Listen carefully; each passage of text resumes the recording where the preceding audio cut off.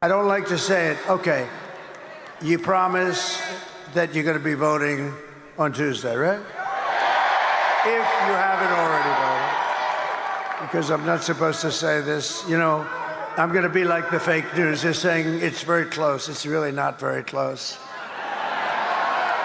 Based on what's been happening, it's not so close. We're leading in all 7 swing states, as you probably know.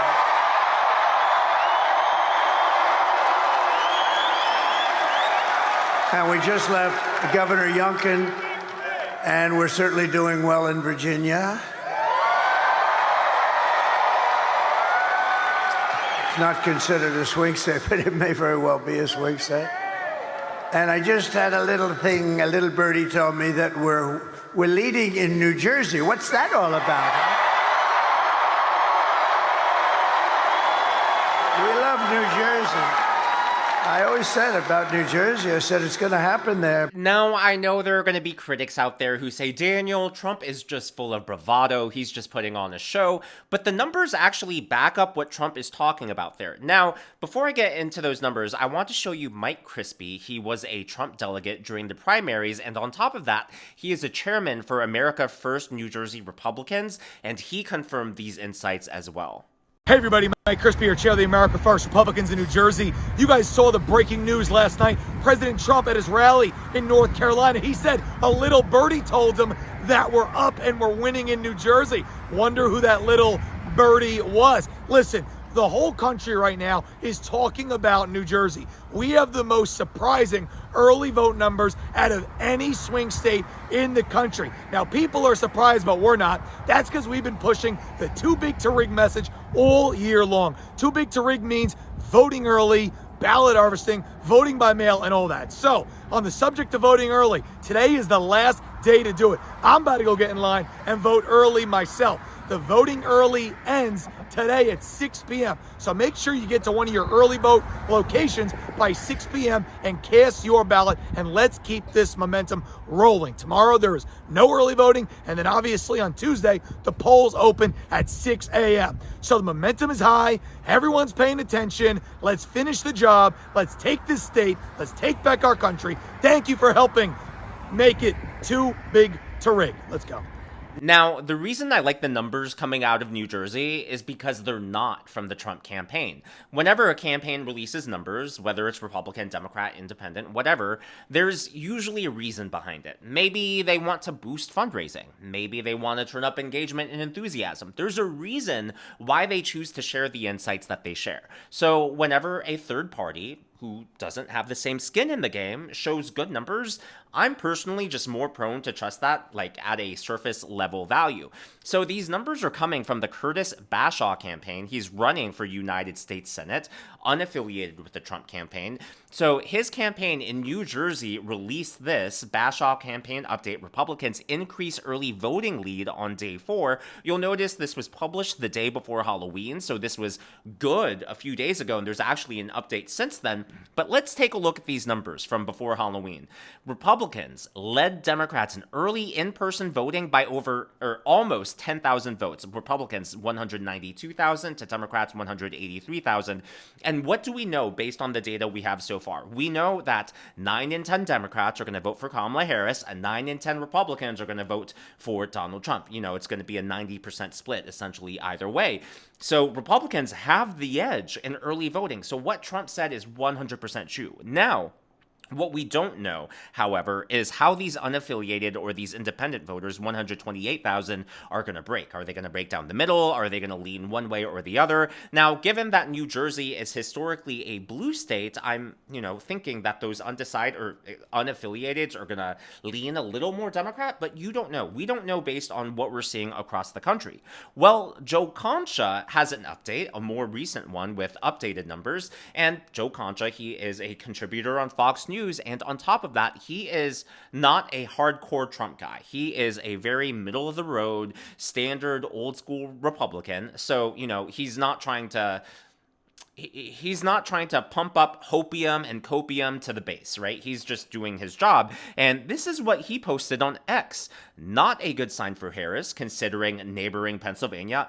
keep thinking Democrats, who are far more registered in New Jersey than Republicans, will close the gap. It ain't happening. A close Harris win here will give us a good indicator of the rest of the U.S. on election night. And what you will see is Republicans actually increase their lead. Before it was below 10,000, it was around 9,000. Now Republicans lead in early voting by 13,000, almost 14,000. You'll see it's increased dramatically. Now 277,000 ballots cast for Republicans, just 263. And if history is any indicator, Republicans are going to swamp the polls on election day. So again, not a good sign for Democrats. What Trump was saying at his rally, we're leading, it was true. It was literally true. Now, we don't know how those independents or those unregistered, unaffiliated are going to split, but really exciting news right there. By the way, in case you missed this, there was a New Jersey woman who was told she had to take off her shirt because it had Trump stuff on it. So she, instead of going home, she took it off and voted in her bra. And that is a picture of her from behind. Now, I want to show you this video clip of the line to get into J.D. Vance's rally in New Hampshire. This is New Hampshire. It's 5:20, and this is the crowd at the J.D. Vance event in Derry, New Hampshire. So you'll notice not a lot of red caps, not a lot of MAGA t-shirts or sweaters. Now, I do see a red hat up there, but the reason I point that out is because these aren't, they don't look like, they're not dressed like hardcore MAGA, hardcore Trump voters. These look like suburban women. These look like middle America. I mean, not that Trump supporters aren't middle America, but you get my point, you know. This looks like J.D. Vance is really appealing to maybe that old school GOP, and maybe that's why the Trump campaign sent him to New Hampshire instead of Trump himself. So take a look at this. This is the Trump schedule. There's some over there. It's a long line, by the way. It's going to keep going. So today, Trump was in Pennsylvania, North Carolina, Georgia. Sorry, I have allergies. My head is killing me. North Carolina for J.D. Vance, Aston, Pennsylvania, and then this is Derry, New Hampshire. Just a long line to get in to see J.D. Vance. Now take a look at Kamala Harris's schedule. Some more over there. She is going to East Lansing, Michigan. And just one stop. Every other candidate, even her own VP candidate, her running mate, is going to 3 different rallies. She can only do one? What, is she too tired after filming SNL last night? And also, you'll notice, why is she going to Michigan?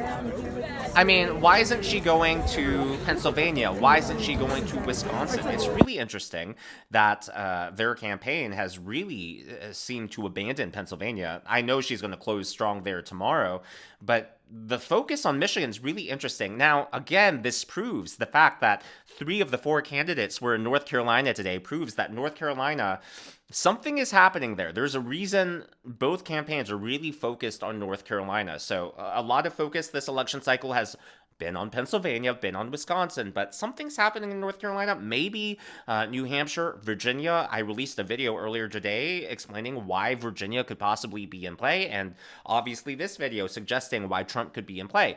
Well, Kamala Harris only doing one rally today. Well, her husband, Doug Emhoff, is out on the trail, and, well, he kind of commented on it, and let me just say, the memes write themselves.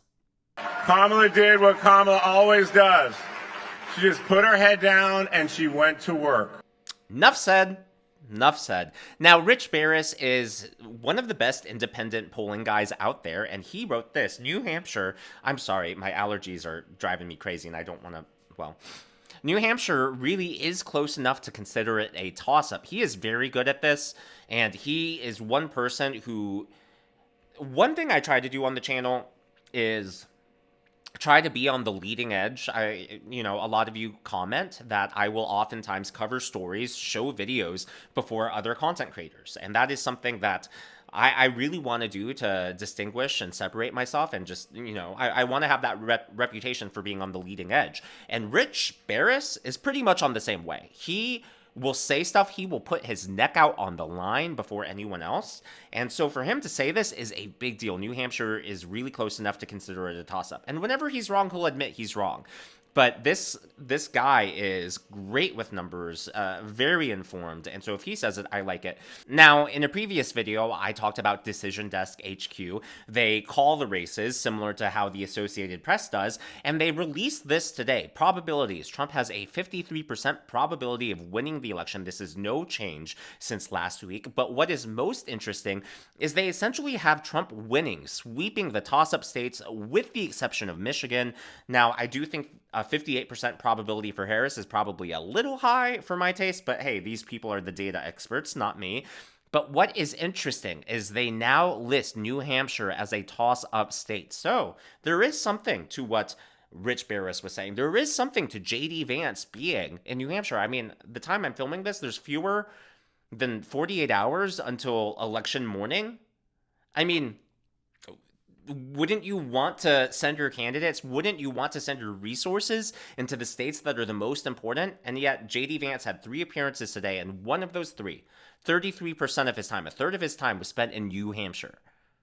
Just think about that. The Trump campaign clearly sees something happening. There is clearly movement happening under the water. It's really exciting. Now, a lot has been made about this Ann Sulzer poll coming out from the Des Moines Register, and they supposedly have Kamala Harris up 3 points. Well, here are the crosstabs courtesy of Ryan James Girdusky, and you'll see 2 numbers here. The left-hand side is what's actually in the poll, based on who they polled, and the right-hand side is based on how they voted in 2020. So, overall, Kamala has a 3-point lead, according to this bogus poll, with the same population that voted for Trump by 8 points. In other words, that is an 11-point swing to the left, according to this poll, in Iowa. Does anyone actually believe that? Among senior women only voted for Joe Biden by 6 points, and now they're backing Kamala Harris by 35 points. I mean, you can go down this list, and it just makes no sense at all. What is really surprising to me, this poll wants us to believe that senior women shifted 29 points to the left. Meanwhile, independents only shifted 3 points to the left. There is something really fishy about this poll. The numbers aren't adding up. The numbers don't make sense. Just even on a common sense level, you don't need a math degree to say, wait a minute, older women moved more to the left than independents? Wouldn't you? I don't know. I don't get it. We'll see. We'll see Tuesday. I hope. I can't wait. You know what? I had previously said that on Tuesday I'll be excitedly comparing election results to what Alan Lichtman predicted, and now we're going to do this same exercise with the Ann Sulzer poll. We'll see. We'll see how Iowa votes. But as always, all of this is just my analysis, just my commentary. This is what's going on in the world of politics from my point of view, and I would love to hear from you. What do you think about New Jersey? Do you think it could actually be in play? Even if it's not in play, do you think it will be closer than it has been in years past? Let me know your thoughts down in the comments below. I will, by the way, be live streaming on Tuesday night. We will begin at 8 p.m. Eastern Time. 8 p.m. Eastern Time, and I changed my mind. I will be streaming for 3 hours. It'll be a marathon. I'm nervous, but excited. I don't know. This is my first time streaming to an audience this large and then for that long. So please bear with me, but I hope it'll be fun. We'll celebrate together. We'll analyze together. We'll go through the numbers together, and we'll just have a grand old time Tuesday. November 5th, it is right around the corner, 8 p.m. I hope to see you there. If you haven't already, please be sure to give me a thumbs up. I know it's a simple thing to ask, but it really does help me in the algorithm like you. By the way, for those of you who are new viewers, I usually don't sound like this. Maybe I do. Maybe I'm like hiding it well, but my allergies, they're like through the roof. So I swim a lot, and usually swimming will clear out the allergies, or for whatever reason, they just send them through the roof, and tonight they are through the roof. But you know what? I wanted to get a video out for y'all, especially when I saw that Trump clip, because I hadn't seen that yet, and I thought it was newsworthy and worth sharing, and that's what I do on the channel. Whenever I see something that excites me, I want to share it with y'all. Be sure to smash that subscribe button and to check out one of these videos.